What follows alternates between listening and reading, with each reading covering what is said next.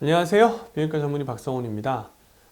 이번에 그 세계성악회 WMSM 이제 일본에서 진행됐거든요. 원래는 이제 거기 제가 현장에 가서 발표하고 뭐 그 카네발 했다고 이렇게 계획이 있었는데 다들 잘 아시겠지만 코로나 덕분에 다 취소가 됐어요. 그래서 이번에도 온라인 미팅으로 참석했습니다. 그래서 이번에 그 세션 하나를 모더레이터, 우리말로 표현하면 좌장인데 영어의 모더레이터를 우리말로 딱 이렇게 적절하게 번역하기는 어려운 것 같아요. 그 느낌을. 아무튼 좌장으로 진행하게 되는데요. 세션은 이제 남성 기능에 관한 앱스트랙트 초록 발표 세션이었어요. 그래서 초록이라는 거는 논문까지 쓰지는 않고 뭐 이 초록이 논문이 되는 경우도 있지만은 자기가 연구한 주제를 아주 간략하게 앱스트랙트니까 이제 압축해서 발표를 하는 내용들인데요. 세션이 이제 온라인으로 진행되다 보니까 쭉 이제 발표자들 한 10명 정도가 이제 발표 쭉 다 비디오로 다 녹화되어 있는 걸 쫙 이제 틀어주고 막판에 이제 온라인 학회 참석한 사람들의 질문이나 혹은 이제 좌장이 질문하는 걸 주로 Q&A 세션, 이제 질문과 질의응답 시간이 한 30분 정도 있었는데요. 보통 오프라인 학회에서는 질의응답 시간이 30분 이렇게 안 되거든요. 다 해봐야 1시간 세션이면은 보통 15분 정도 줘요. 근데 온라인 미팅이라서 그런가 30분 정도를 이렇게 질의응답을 하라고 하더라고요. 근데 아무래도 온라인 미팅이니까 참석하는 사람들이 많지는 않아요. 그래서 좌장이 주로 질문을 해야 돼요. 주로 내용들은 이제 눈에 띄는 내용들은 발기부전 치료에 있어서 체충격파 치료의 효용에 대해서 얘기하는 내용이 하나 있었고, 다른 하나는 새로운 조루 수술법에 대해서 이집트에서 발표한 게 하나 있었어요. 발기부전의 체충격파 치료에 대해서는 미국에 있는 이제 얼빈 골드스틴이라는 유명한 Female Sexual Dysfunction, 그러니까 여성 성기능 장애 주로 보시는 선생님이 계시거든요. 그 선생님 제자로 있는 그 Dr. E라는 비뇨기과 의사가 이제 발표를 했었는데, 체충격파 치료를 할 때 이제 발기가 안 된 상태가 아니고 발기가 된 상태에서 치료를 할 때 좀 더 효과가 좋더라. 왜냐하면은 체충격파라는 것은 이제 물을 타고 이렇게 웨이브가 가는 거거든요. 충격파가 물로 웨이브가 음파가 전달돼 가지고 좀 더 치료가 잘 될 수 있었다.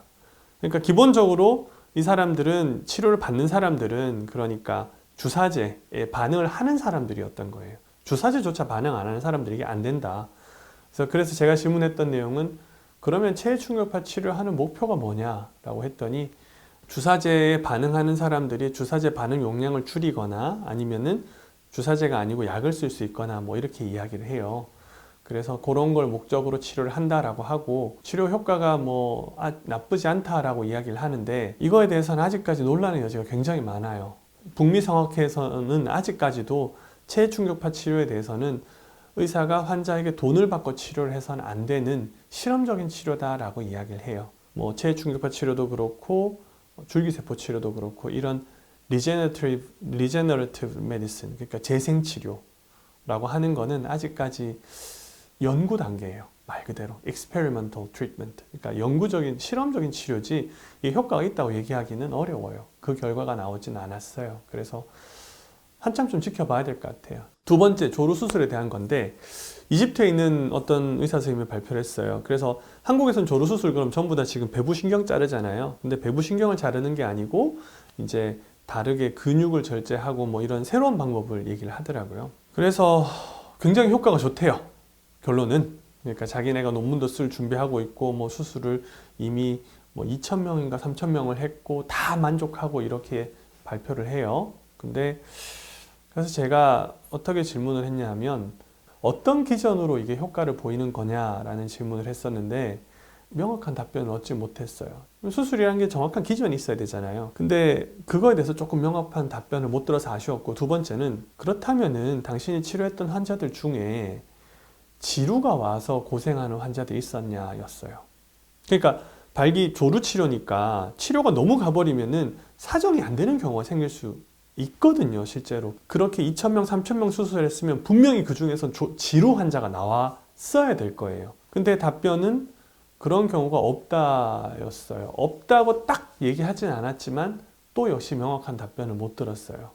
그분이 논문을 발표하신다고 하니 이제 그 논문이 나오는 걸 좀 결과를 좀 봐야 되겠죠. 그래서 이렇게 좌장 역할을 해보니까 왜 좌장을 이 분야에 경험 있는 사람들한테 자꾸 맡기는가에 대한 이해가 좀 가더라고요. 왜냐하면 그분이 이제 뭐 의도를 가지고 그렇게 발표한다는 게 아니고 자기가 한 결과니까 좋게만 얘기하려는 경향이 누구나 있어요. 인간은 원래 자기 한 걸 좋게, 자기가 하는 거에 대해서, 자기 거에 대해서 예쁘고 멋있게 보이기 마련이잖아요.